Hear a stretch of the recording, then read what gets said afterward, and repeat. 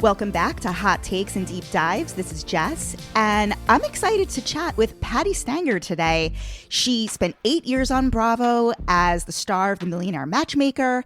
You've written tons of books. You've had a lot of success, and you really still do a very strong voice in the pop culture landscape. So, hey, Patti.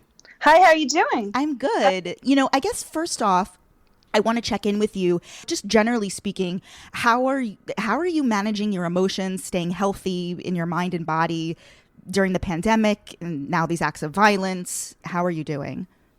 Well, basically, I meditate every day. I do transcendental meditation twice a day when I can. The second one's always the hardest one to get in. It's 20 minutes a day. And it's ever since I started this about 5 years ago, it's been my salvation. So it's usually when I get crazy and I feel the anxiety in the air, which we all do, but I'm super highly tuned into frequency. So I feel like right now with what's going on, I feel a lot of anxiety. I turn to meditation. It is the only thing next to a hot bath that calms me down. Some people like a glass of wine. I don't really recommend alcohol because of immunity issues, increases inflammation. So I do supplements. Ashwagandha is really good. There's a lot of herbs on the market, chamomile, lavender. A lavender spray on my pillow works really well at night. So I have like my little go-to things. How have you been handling social distancing and the quarantine over these last few months? Well, first of all, we shut our business down. I was incredibly worried about people getting corona and violating the social distancing terms. I don't trust people. Hey, let's go take a walk. Hey, let's have a glass of wine on the beach. Hey, let's have a sex. No, thank you. I just wouldn't do that. So we shut our business down and we put it on hold till further notice. We're actually changing our contracts and making them sign addendums that if they do want a social distance. But the ones that have people that they're speaking to, and we didn't set them on a new date since, let's say, March 17th, since we sheltered in place, I make them video dates. So they're using FaceTime, Skype, and Zoom. And it's working. I just don't want to be responsible if you meet someone in person that you're going to give them corona and I get sued or they get sued and everyone gets sick and then the numbers go up. I'm not a fan of that. I know this is a difficult time. No one's getting oxytocin, which they get from touching and kissing and holding hands. Yeah. And some of the singles are so alone. I'm a single living in isolation. I don't have anyone living with me. And it's incredibly depressing. But my birthday was on Sunday. Oh, and happy birthday. Thank you. I had 4 friends over. We originally went to Abercrombie in Venice to get some dinner because the restaurants just started to be open and it was like a ghost town. And what we were learning was the protesters were coming that way. So we left and we grabbed pizza at my house. I had a cake. I opened up, bottles of this and that for everybody. And we kind of kept our distance in the house. My living room is pretty big. And we talked, I don't know if we were 6 feet. We had our masks on. Some of them pulled the masks off. One person touched me and almost had a heart attack, hugged me and forgot. Sometimes you forget. I jumped in the shower. It's like I can only do so much. We used to wipe our groceries down with Clorox, and I'm constantly wiping the knobs on the door and the front of the microwave. Or, if I have a worker in my house, my sink broke. So, things happen. You can't be perfect. But I'm a big fan of Governor Cuomo, and I listen to a lot of his what to do. I'm a big fan of wearing the mask.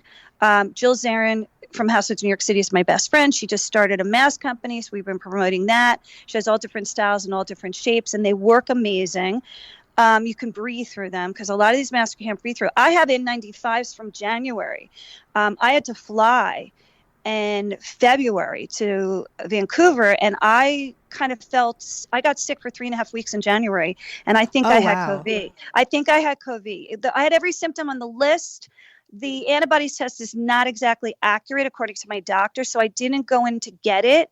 But I do believe I had pretty much what Chris Cuomo had, but I do believe you can date on Skype or Zoom or FaceTime. Mm-hmm. The problem is, this is the problem. After you get to a point, I got to say the men are really horny right now. I'm going to give you a little FYI into Menville. They are very needy. They are incredibly horny, and they're willing to give you lots of attention because they don't have work as a buffer, and they're not dating a million friggin' girls. They're trying to find the one that they can hook up with. And, this is on every app. This is not just, and the women are a little bit more timid going, well, I don't want to break quarantine. It's COVID. So this is like probably the over 35 crowd. The 20-year-olds, millennials, are breaking quarantine left and right. But my girls over 35 are like, no, sorry, we're not breaking quarantine. And I have a feeling the men might start sending gifts. And quick hit question. What do you find is typically the biggest mistake people, just guys and girls, are making in their online profiles? Okay, first of all, guys, I don't want to see your sunglasses. I don't want to see your ugly pictures where you don't care about what you dress like. I want to see what you look like when you go on a date. Okay? We know you can't get your hair cut right now, but seriously, if you're bald, take the hat off, own it. Take the sunglasses off. Okay? Look professional. If you're a man that wears a suit to work, put a suit on in the picture, and then put a pair of jeans on and a t-shirt. But dress up. We have to be sexually attracted too. Okay? Girls, enough with the airbrushing. You're not Khloe Kardashian, as we know this week. Okay? I don't mind you getting a ring lights or selling out like fucking cotton candy at a fair. Go online, get a $20 ring light. You want to look yourself pretty. You can usually do this when you FaceTime. I do it all the time with FaceTime. Okay? Do your hair and makeup like you would do on a date. Put a pair of jeans and a t-shirt on. Don't look like, airbrushed to the nines that like he doesn't even know what you look like. Okay? You both got to look good. Both fill out the applications. Say you're divorced. You're divorced. If you're separated, say you're separated. Don't say you're divorced when you're separated. Okay? Which I have to go through well, we're in the middle of the divorce. I'm like, no, you're not divorced yet. Call me when you're divorced. Okay? Right. Separated people should only date separated people. Okay? Also, I want to know what your hobbies and interests are. I want to know how tall you are. I want to know where you live. I want your stats, baby. Okay? You just can't go tell you later. And don't put the School of Hard Knocks as your college. Please, vomit.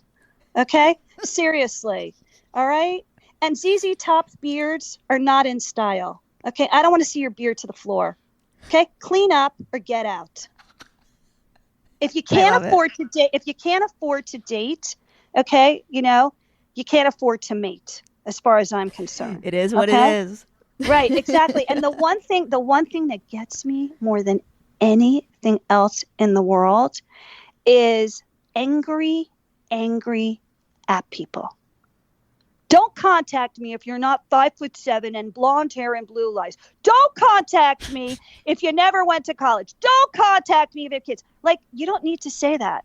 You come off of angry and no one's going to contact you. Yeah. Basically. And I don't want to see you hang gliding like a fly in the sky. A guy who has 4 little puppies in his hand. I'm okay with the puppy. I'm okay with showing puppies. No, they're not his puppies. He rented them. And if he's got a small dog, he's probably switch hitting for the other side of the street, unless the ex-girlfriend gave it to him. You know the truth on that one. Okay, if you're a cats person, own it. Dog people don't like cats people. Cat people don't like dog people. Like, own your life. If you want to get married, say, I'm looking for someone to get married. I don't think there's anything wrong with that. My friend says, she goes, there's a pot for every lid. No, there's a lid for every pot. There's a lid for every pot. That's my grandmother. That's a Jewish thing. That's my grandmother saying. That's my grandmother said that. Absolutely. The point I'm making is, I have never seen more unattractive men in their 40s and 50s online. Like, when did you decide to let your looks go? We're Botoxing, we're lasering, we're getting plastic surgery, and we look amazing. And these, because I go back and forth on both the women and the men, and I was like, he looks like he's 90, she looks like she's 30, and they're both 40. You know what I mean? Like, I don't get it. Like, we're supposed to be look like an enticing appetizer, and you're supposed to look like, shit. I don't get that. And we're supposed to want you because you have a dick? No, thank you. Don't ask her, can you send me more pictures? She's got 6 up. Can you send me more pictures? Don't sit there and talk about your dating escapades. Neither side. If you do, you neutralize it and it doesn't become sexual. So that means you go in the friend zone automatically. How's it going on the league? Like, this would happen to me yesterday. How's it going on the league? So did they send you a good batch today? Why did you, or my favorite line when a guy goes, why did you pick me? How insecure are you? How fucking insecure. I go, actually, I didn't pick you. We were matched. You know, like, why would you even talk to me? Like, okay, insecurity does not make a woman wet. Okay? That's the way it is. Could go on and on and on what's wrong with it. Interesting. Although Tinder has the largest amount of singles in the United States.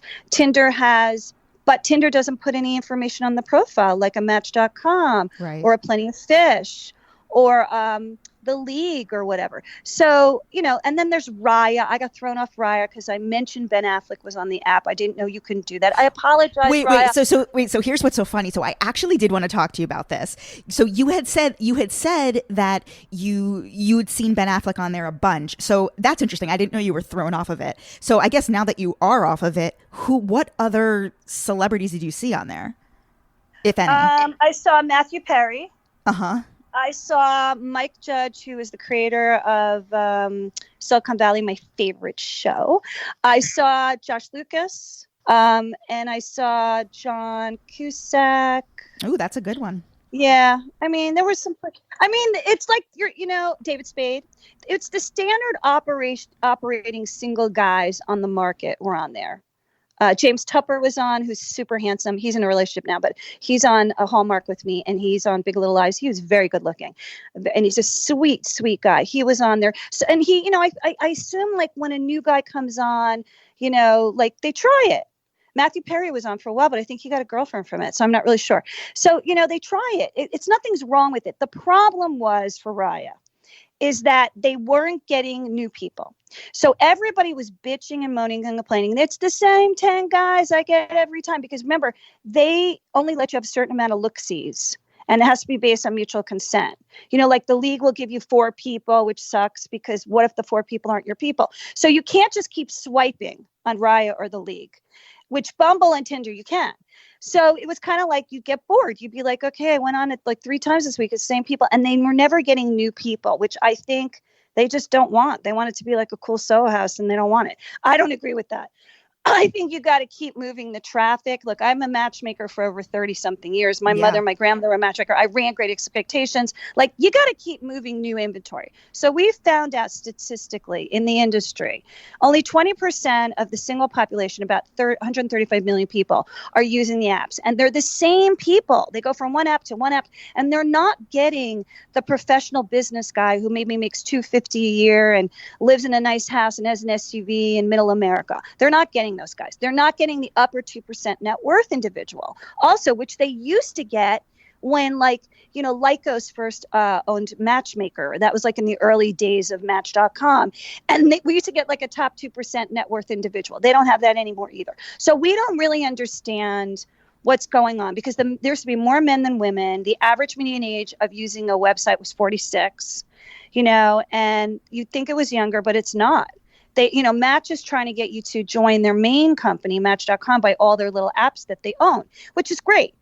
They are the largest provider of apps and websites, but there's plenty of room for other apps. And I tell them, there's too many apps on the market. I go, no, there isn't. We're not reaching the customer that we want to reach, the college-educated man who can buy a decent house, who can get married by 30, who can get, who wants kids and wants to settle down. You're not reaching that guy. It's mostly poor people, a lot of poor people. They don't have jobs. I've got 4 jobs, means I have no job.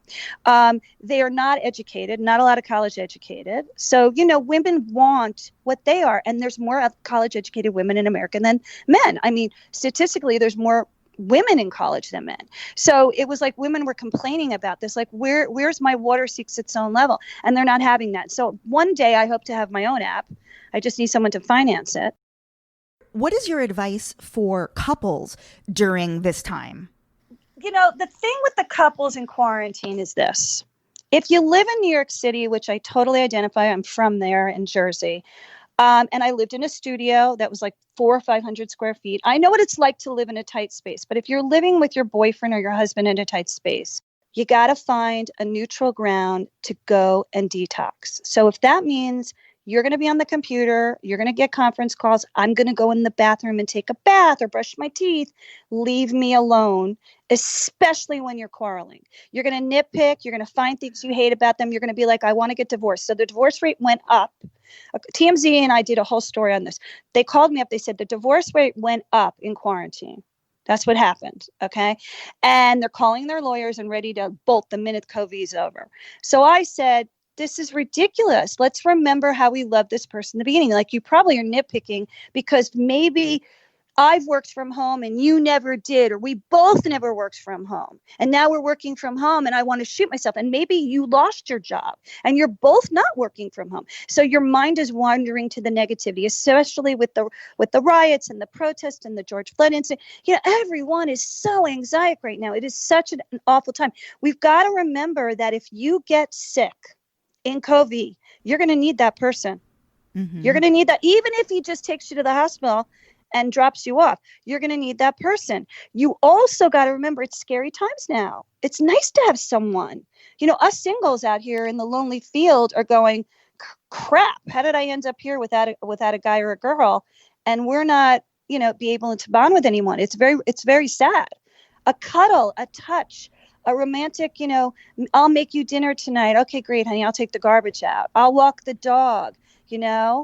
I'll go grocery shopping. I mean, it's so nice to have someone. Absolutely. So let's remember how we loved this person, how we even married them or got in a relationship with them. And remember the early days of the relationship. The best thing you can do is take the mind and reframe it.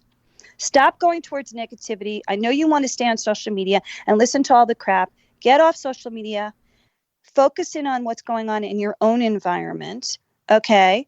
And heal that relationship if it's in turmoil. You need to detox at times and focus in. If you're always on your phone and always on your computer, how can you connect with the person in front of you? It's impossible.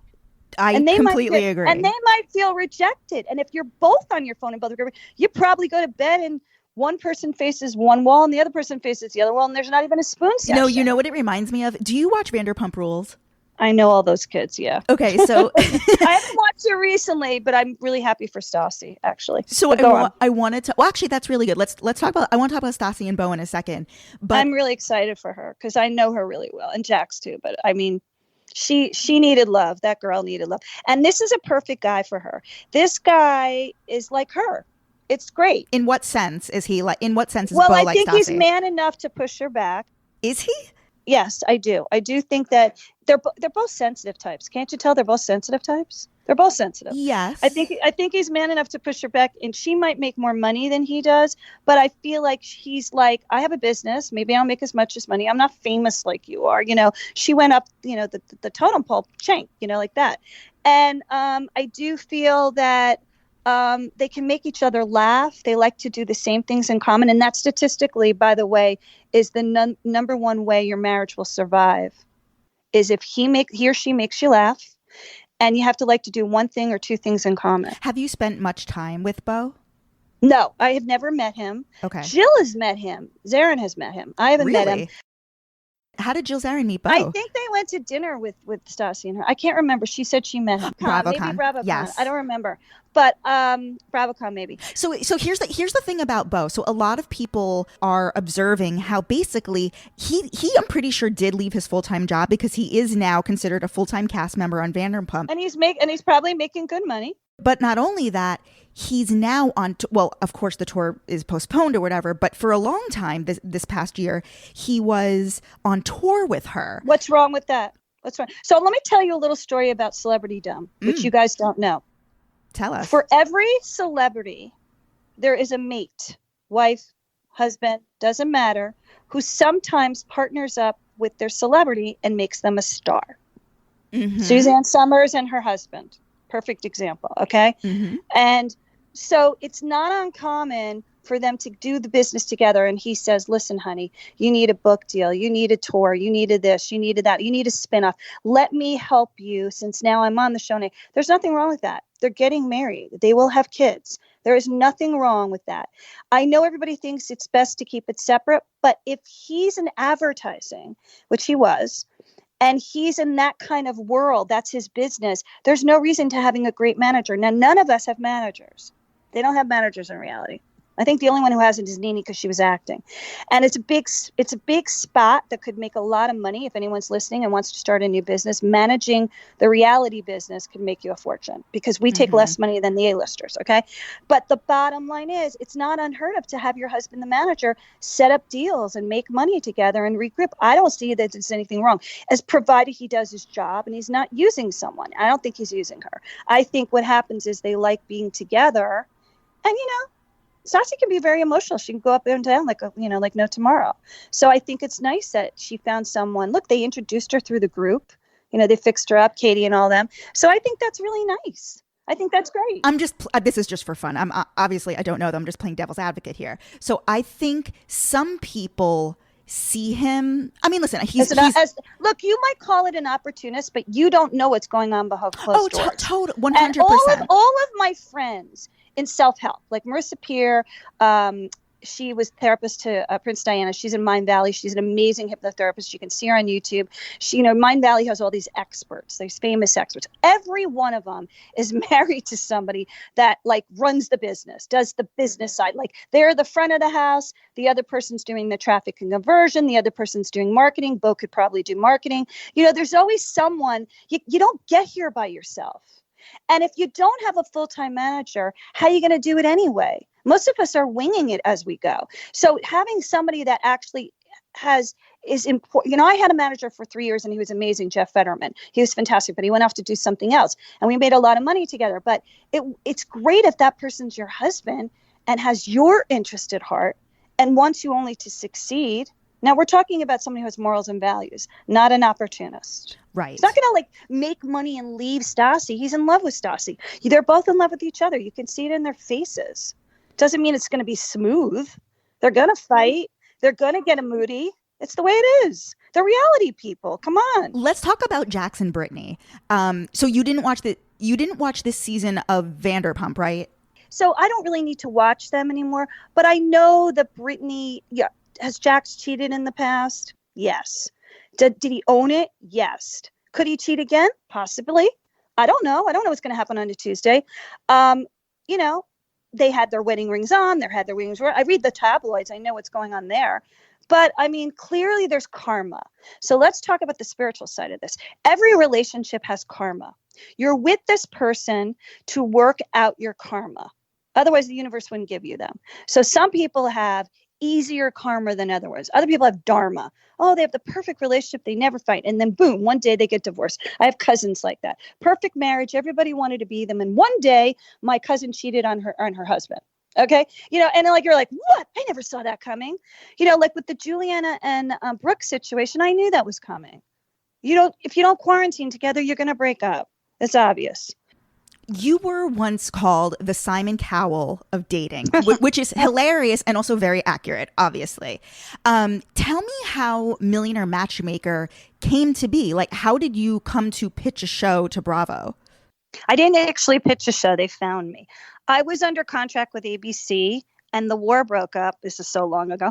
And early days of, Survivor days. It was really early on. And so I originally made a show for Telepictures, which became The Bachelor.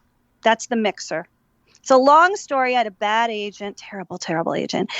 Wait a second. So tell me your involvement. Telepictures came to me. I was very famous. It was like the start of my fame. I had a big article in Marie Claire magazine.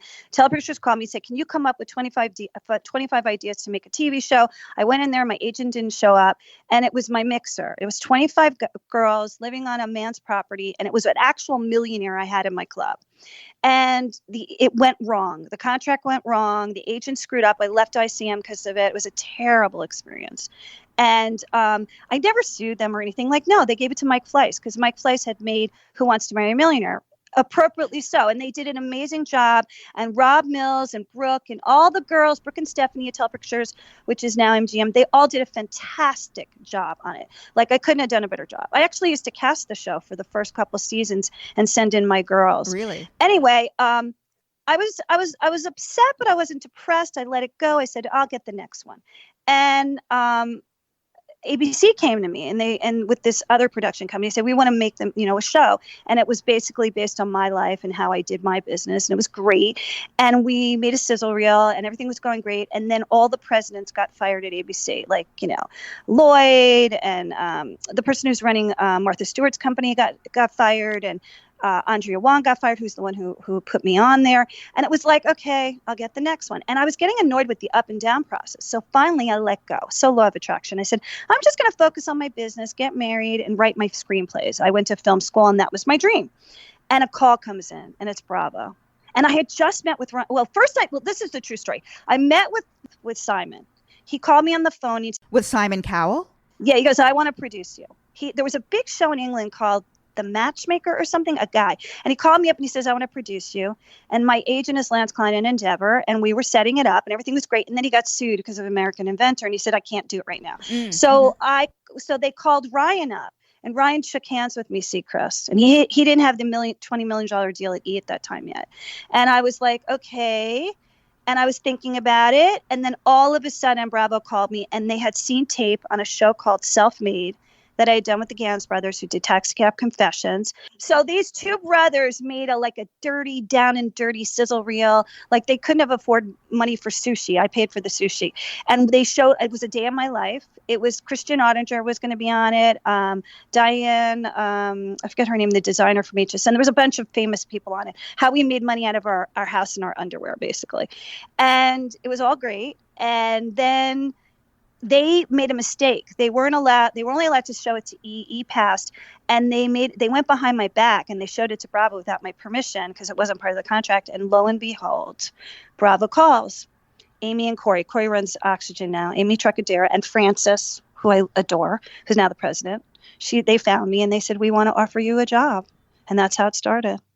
And it was so weird because I had gone, this reality business is so up and down. Like, I don't have the patience for this crap. I'm just going to focus on my business. And that's what happened. And usually when you let things go, it happens. And I only wanted to do it to put my business on the map. I wasn't doing it to get famous. I was like, I'm more about the money and having good money to invest in healthcare and things that take care of you through your life, right? Mm-hmm. I wasn't like going, I want to be famous. Like that was the last thing on my mind. I was like, I wanted to change men's points of view about dating, how they were awful. Because once I became a matchmaker, or my grandmother, my mother, you get into a Pandora's box and you learn how men think about women and how once they age out, they're obsolete.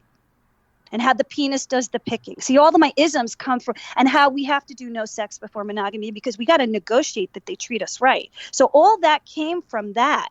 And I would say things on camera like the penis does the picking, and it would become iconic. Like I didn't mean to say it. It was just like I was talking to my mother and I was depressed on a cruise. We had a cruise episode where my mother and my stepfather come on, and I'm depressed about guys not liking me, the ones I want. And I go, I'm not pretty enough. The penis does the picking. It was like that.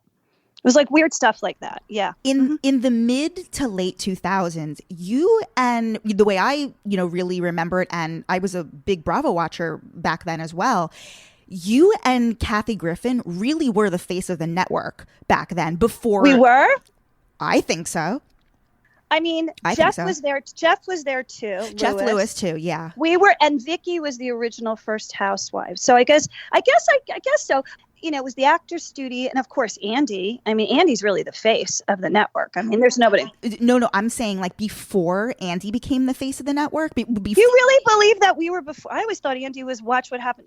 She was there first. Yeah, but Watch What Happens Live didn't begin until maybe 2010, 2009, 2010. I didn't realize that he was after that. Yes. Okay.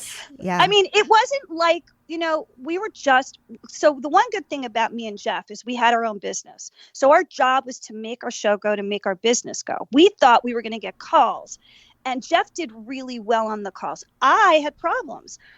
People saw me scream and yell, and they were like, okay, I don't want to join her service. And my business went up during Clinton administration and then went down probably 3 years after I aired. And I was like, fuck, I'm not making the money in my business like I used to make. What happened? And I was getting lots of money on the appearance side. I was the face of Sensa, 1-800-Flowers. Like I was making all these endorsement deals. So I said, oh, fuck it. Screw the business. I'll go over here. And then I realized they thought I was really like that in person. The screaming, the yelling. I was like, listen, if you join my club, I'm not going to do that to you. So like I had to start doing a political like campaign, a PR campaign saying, look, sweetie. And then all of a sudden our business went back up because the people were like scared of me at first. I was like, wait a sec. But I had a tough love approach. I was really tough lovey. I was like, I have 48 hours to get your shit together. Let's go here. Like most people didn't understand. I wasn't the matchmaker that took your money and you didn't get the guy or the girl. You got the guy, you got married, you had kids. I wasn't the matchmaker that was going to take your money and look the other way and say, yeah, if you don't get anyone, I don't really care. Like I wanted to be the matchmaker that cared. So sometimes I had to use my New Jersey, New York mentality. What was Andy Cohen a producer at all or involved in Millionaire Matchmaker? I can't, you'd have to check that. I know he had to be a producer because he was a producer of everybody, wasn't he? I think so. I'm not sure. Like he was really Housewives. My main person was Shari Levine, who I still adore to this day. I don't know that. That's something you'd have to look up. But I always assume, he was vice president of the network. So he was in charge of everything in my mind. So I don't know. What was your reaction when he announced he was having a baby? I was so happy for him. I still am. When he got the dog, I went on and he brought Watch Out and he said to me, look, I've never been, because Andy was having such a hard time in love. So I was like, we would talk about it. We're both Geminis. So we got that in common. His birthday actually is today. Oh my God, you're right. So I was hurt. I was hurting for him because I really wanted to see him find love. And then when he got him and Anderson, I'm in awe of. See, I'm adopted and everybody kept saying you should adopt. I couldn't do it on my own. I was afraid to do it on my own. I had fear of doing it on my own. I would have adopted a kid if I was in a relationship and I was married, but I didn't. And I'm in awe of these men in their late, in their 50s, having kids. That's pretty amazing. Jeff, I was in awe of, Yes. Like that's a lot. That's a lot of responsibility. I never think I'm rich enough to have a kid. Like I have like little blockages there. So it's like I wanted to do it like I was raised in Short Hills, Right. Picket fence and the whole thing. Otherwise I didn't want it. And I had a lot of children in my life. I'll tell you that. I raised a lot of kids from my boyfriend's kids. A lot of my boyfriend's kids. So they still consider me mom. But, I was really happy for him. It's really like, it's a really wonderful thing that and the kid has that head of hair, man. Should be a model. I know. Should be like, he needs to go into the catalog business. I mean, that kid is gorgeous. How have you seen Bravo change in the last decade? I didn't think it would ever be what it is now. I'm so proud of it. I mean, it's like I went to the most famous high school in the world. Yes. You know what I mean? Mm-hmm. It's like, it's iconic. We thought the Housewives were going to die at some point. You'd get sick of it. We thought you'd get sick of me too, because my show was the same thing every hour. Even though it wrapped in an hour and we had a new case of the week, I'm like, eventually they're going to get bored of this crap, right? And we were the highest repeated show on the back end in 200 countries. So I was like, aren't they ever going to get sick of this? I did 107 episodes. I was like, this is crazy. Like, we never dreamed it. We are so proud to have worked there. It was the best training you will ever have.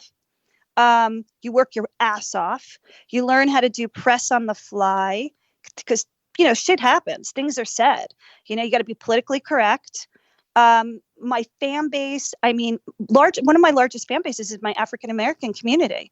I'm in love with them. I go to TSA to go to the airport and they grab me and they kiss me and they're like, can I take a picture? Can you fix me up? I mean, they're every single walk of life, every religion, every ethnicity. I can't thank them enough for watching the show. I don't even believe I make money on the back end. So I can't even believe that they're still watching. Like I sit there and they watch their favorite episodes over and over again, just like Seinfeld. That's awesome. I'm in shock. This was the greatest gift in my life. I thank Bravo beyond. There's going to be a marathon on Thursday, if this airs before Thursday, from 6 a.m. to 6 to midnight. So you get to watch all your and I think they picked the favorites, and a lot of them are the Housewives. You'll see Kenya, you'll see Sonia, you'll see Sheree, you'll see tons of them. But I got to work with all my friends. I made Jill's my best friend. Sonia, I'm super close with. Nene. I got to work with all my friends on that show. It was lots of fun. Look, we work our asses off. We work 14 hours. It's exhausting, but it's a lot of fun. I mean, there's no better job than that, to be honest with you.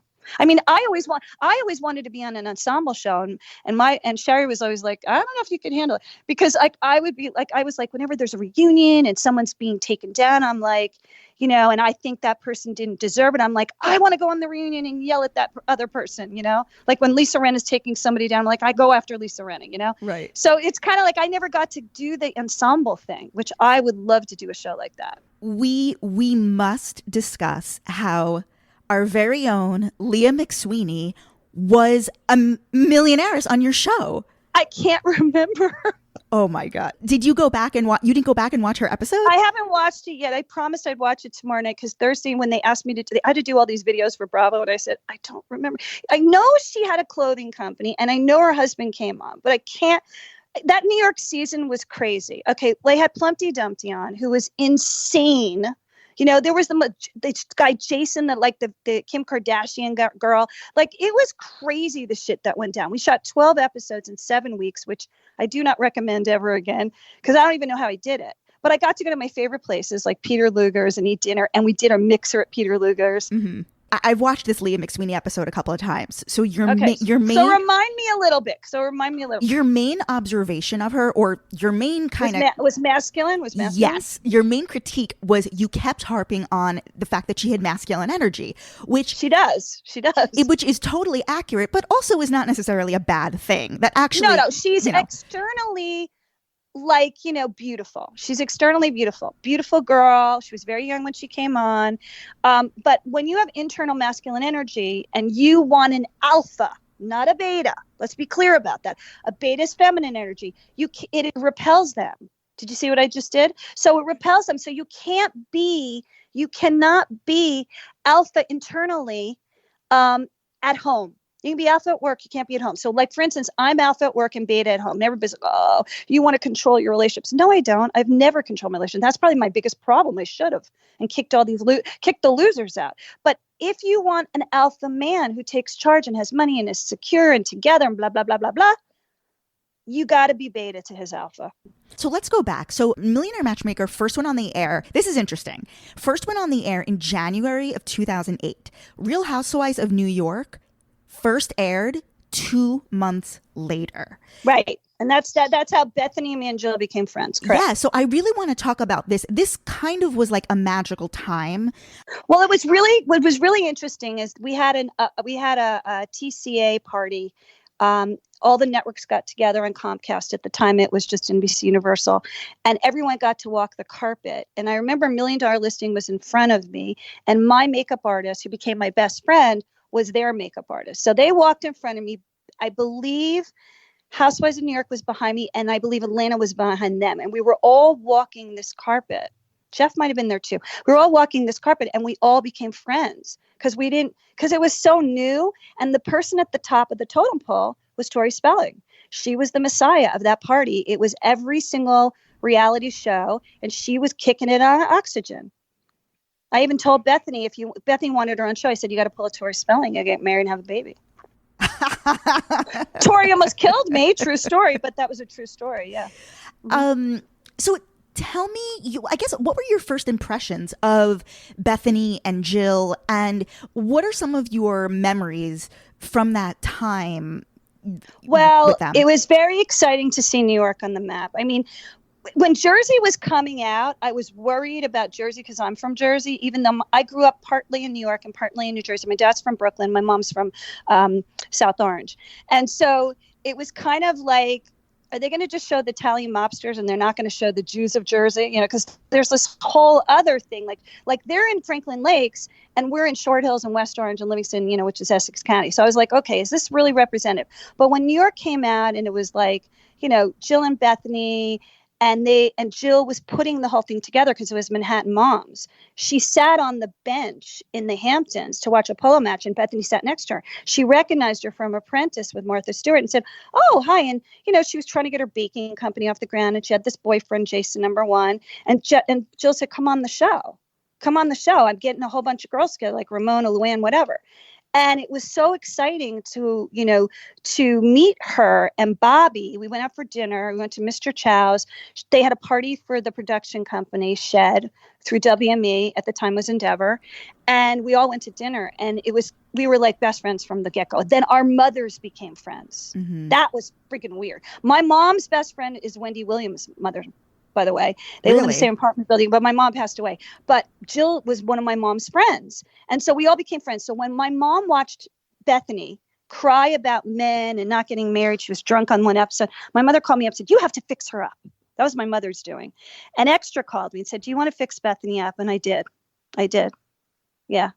It was kind of cool. And so she was dating one of my clients, and she was dating Jason number 2. And she sat down. Jason Hoppy. Yeah. She said, what do you think I should do? And I said, close your eyes. This person was very rich and incredibly famous and on the Forbes list. And Jason was the other person. I said, close your eyes. We called him Mr. Tanjune. I said, close your eyes. And I said, who are you, Martha Stewart or Kelly Ripa? And she says, I'm Kelly Ripa. I said, then you go with Jason. Mm-hmm.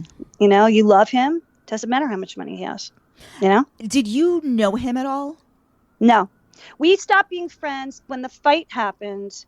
It was really hard for us because we really loved Bethenny. She made me laugh like nobody. Nobody can make you laugh like that girl. She's fucking hysterical. And when the fight happened, I took Jill's place. And it was because Jill had taken care of her for so long. You know, like she lived in the house in the Hamptons, and Bobby, you don't pay for anything when you're with Bobby Zarin. You don't lift, he will not let a woman pay. So, you know, Jill took her on vacation and paid for trips and did all this stuff. So, and then, you know, they got into a fight over the Today Show because they called Bethenny and Jill wanted to be on, and Bethenny felt Jill was jealous, which probably she was, you know, but the bottom line is it got escalated. And then Jill made the fatal mistake where she wouldn't, I wouldn't have done what Jill did. Like I would have talked on camera to Bethenny and made up, but Jill didn't want to do it on camera, and it got worse and worse. And then I took Jill's side and Andy took Bethenny's side. And it was stupid. It was a stupid fight. It was just so dumb. You know what I mean? It was like the dumbest thing in the world. Like the bottom line is we were all getting along. We were all thriving. There was no reason for any of that. It was stupid. I regret that. You know, I interviewed Jill a few months back, and I asked her, I asked her, suppose you and Bethenny had met out in the Hamptons or in Manhattan, you know, both of you were living in Manhattan, and you became friends, but there's no TV show. You were not on a reality show. I asked her, do you think you would still be friends today? Yes. Did she say yes? She said no. She would. She lied. She would. Well, because, well, you know what it was? Skinny Girl got in the way. So so you'd have to take Skinny Girl out of the question. If Bethenny still had Bethany Bakes and lived in the little apartment, they'd still be friends. Maybe not with Skinny Girl. Tell me why. Because Skinny Girl became such a corporate entity, and she became so big that Bethany's a workaholic. She doesn't have a lot of time for people. So maybe she wouldn't have a lot of time for Jill.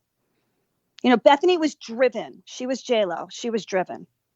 I like to think they're like the same. You know, like she was like, I've got to get to a certain level by a certain time.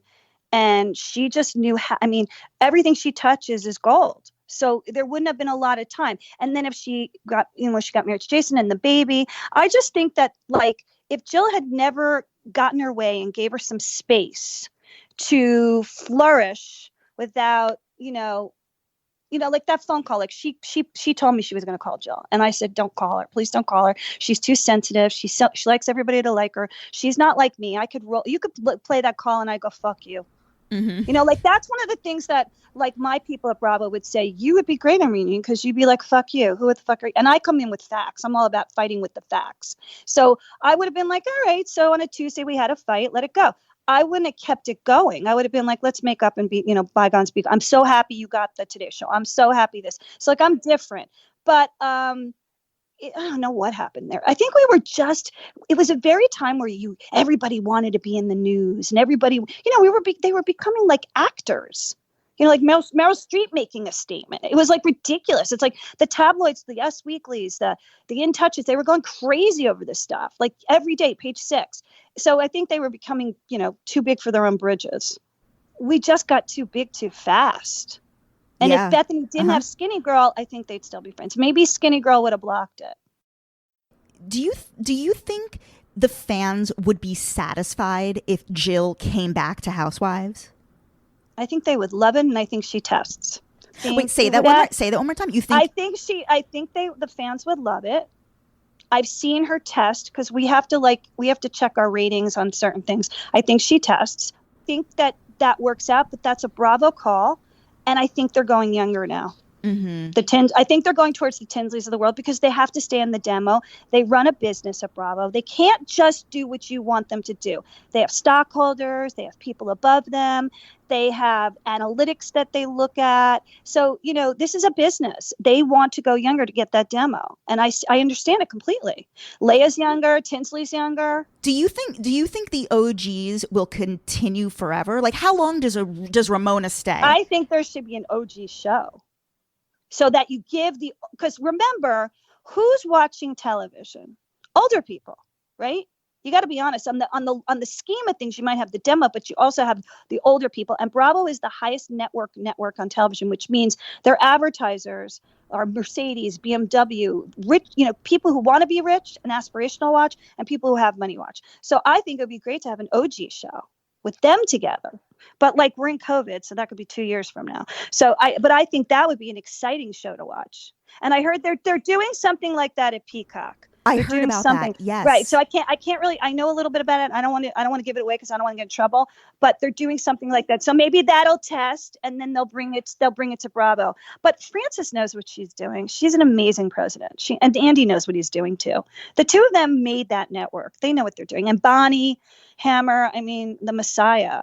I worship that woman. I want to get your hot takes on some of these couples that are on Bravo. So I guess first off, Tinsley and Scott. I think that was great. I told Carol she needs a job. She can come call me. I think that was fantastic.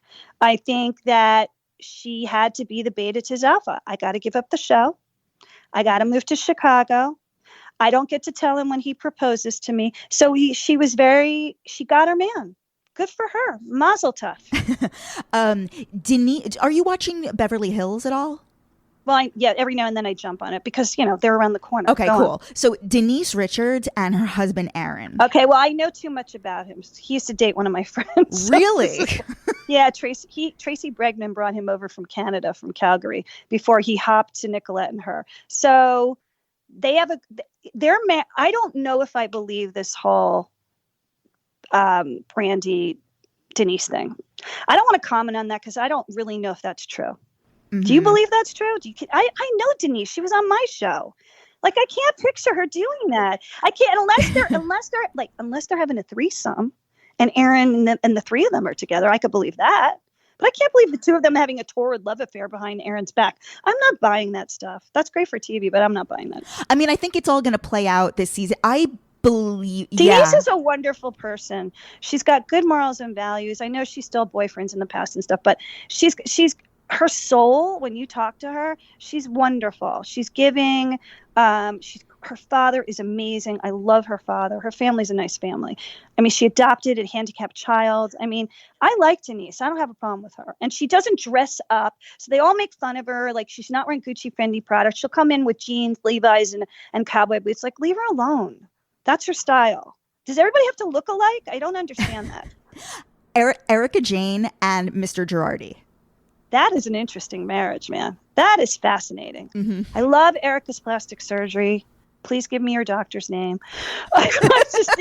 I think she's beautiful. I just think she's stunning. It's I could watch her all day long. Yeah, I wanted to go to Chicago and see her in Chicago. That's an interesting relationship. Clearly they love each other because they're still together. Mm-hmm. He is an amazing man. Look what he did in Aaron Brockovich. So, he's the lawyer for that.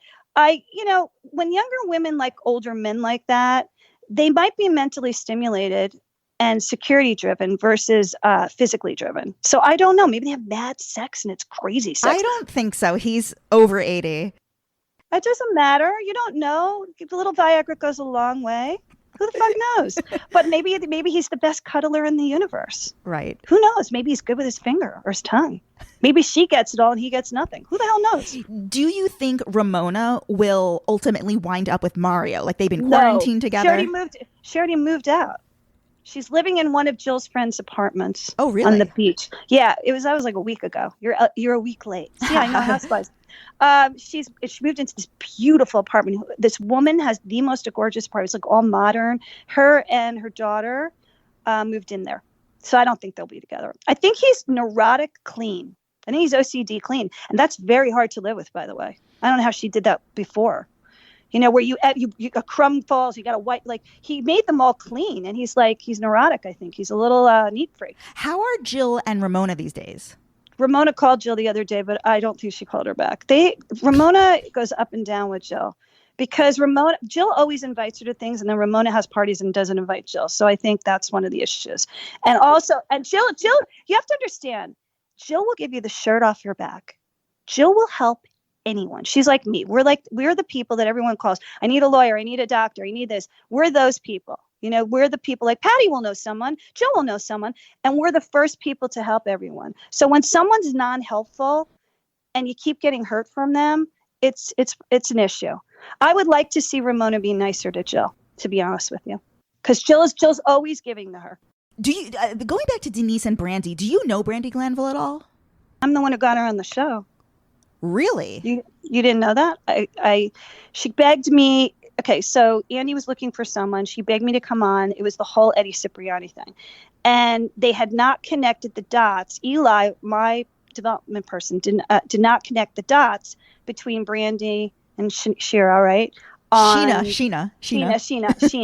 And they hadn't connected the dots yet. So what happened was she wanted to come on. We had the same agent, publicist. And I said, because I think Eddie had my publicist. And I said, okay. And I wrote a letter to Andy begging him. And I gave him 3 choices. I gave him Marla Maples, who I'm friends with, really close to. And I gave him Alana Hamilton, because I know her son. And I gave him Brandi. And he was like, Alana, no. He wasn't thrilled about any of them. And I begged her and begged her and begged her. And then my manager managed her, Brandi, and we got her on. It was like for no money first season. Like no money. I'm not even going to mention what it was. And she tested. I begged Andy. I would write letters to Andy, like really like advocating for her. Yeah. What do you want to know? What do you want to know? I mean, I don't know. I mean, are you in touch with her? Are you friendly with her still? I can call her. I have her cell and stuff. I'm not friendly with her. Every now and then we run into each other. We have a mutual friend in common. Huh? Okay. I mean, like something went down with Denise, but I don't know what it is. I'm not saying Brandi's a liar, and I'm not saying Denise is a liar. I just don't know. Was it a threesome with Aaron? Because I could see that. Well, I think we're going to find out very soon. I mean, Aaron, can you imagine them both sharing Aaron? I want video of that. No. I'm sure Pornhub does too. Jumping back to New York, I do have a very important question to ask you. Uh-huh. This is going back to Jill and Bethenny. During that time, did you know this woman, Elise Slane? No, I don't know her at all. Who is she? So she was brought on by Ramona this season as a friend of. She's been friends with Ramona for like 20 years.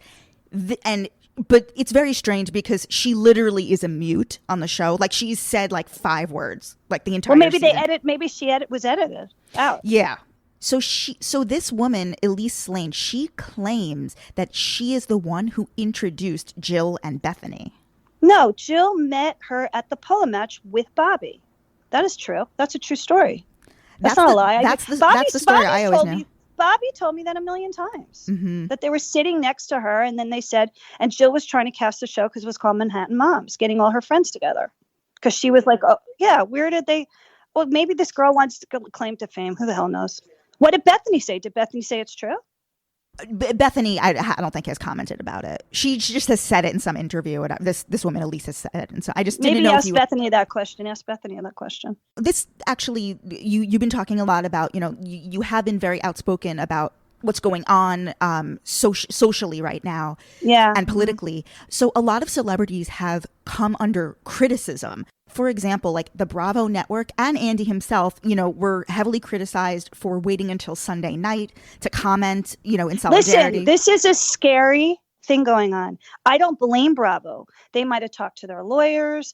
They could say one wrong thing and they could destroy themselves. They could blow. You say one thing, we're in cancellation era. You know that. Look what Jimmy Fallon is going through. We're in cancellation era. So I don't blame them for waiting. I almost waited. I almost didn't say anything because I'm not political.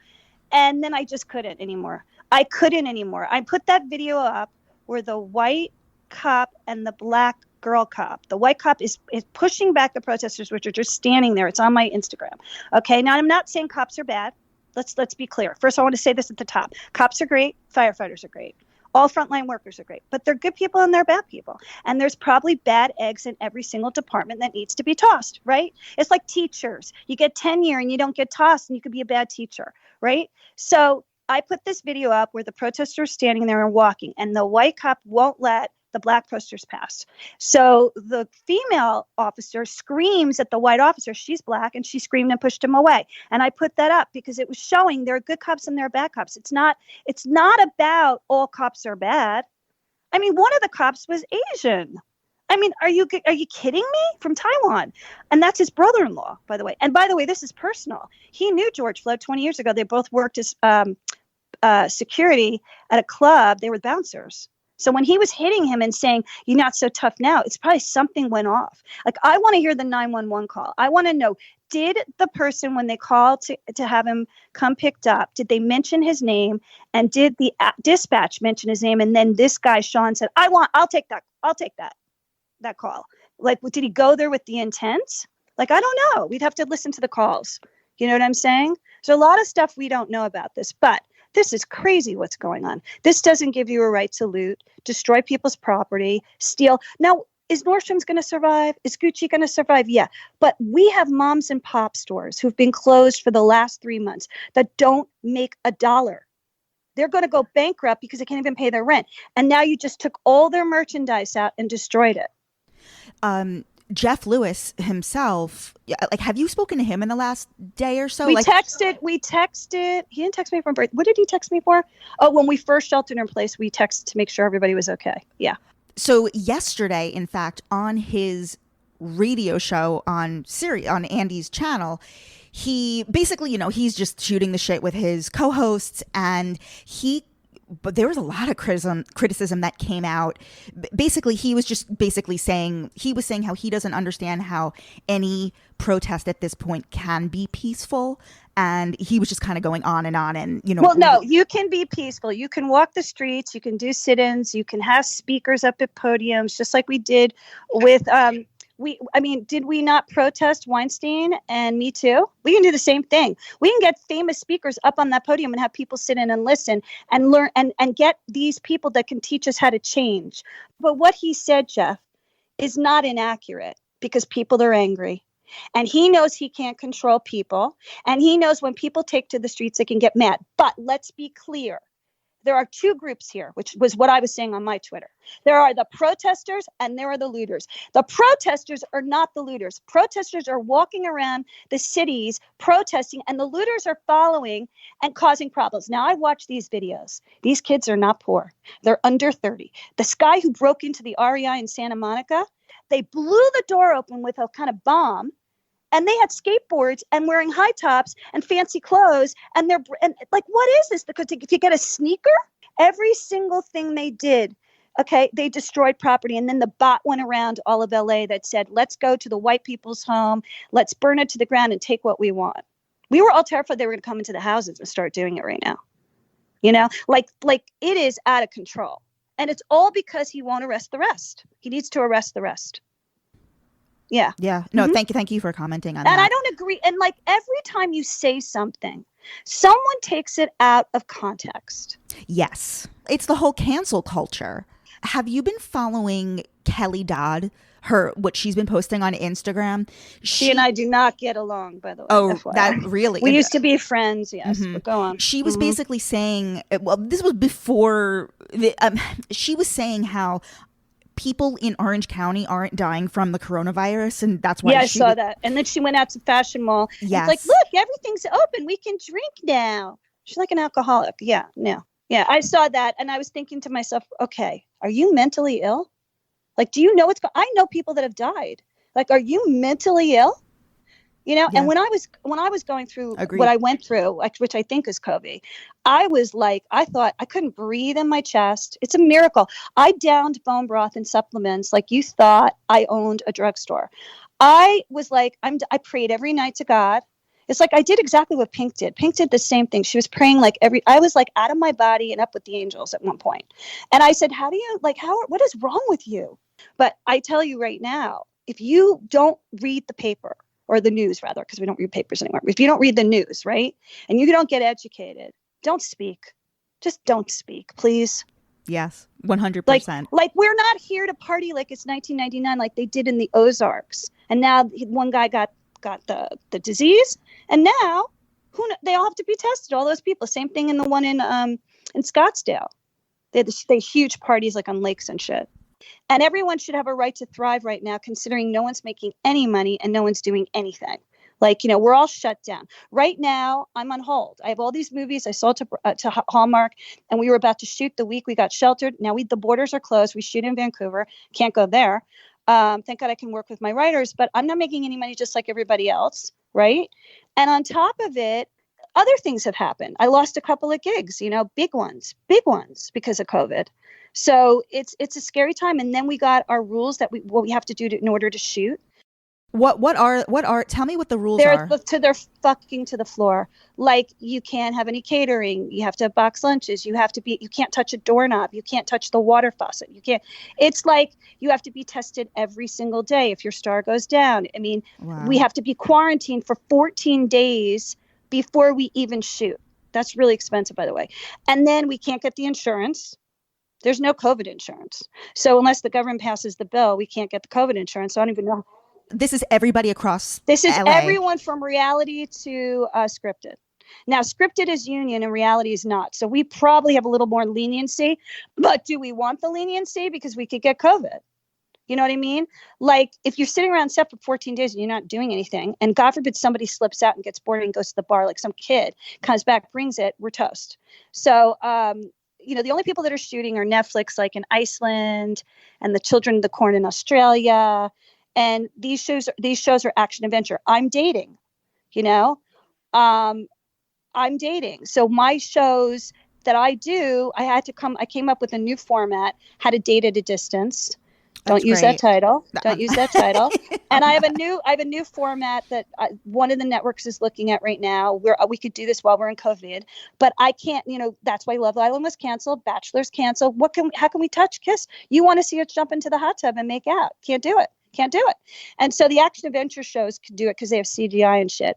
But like, love stories are gone.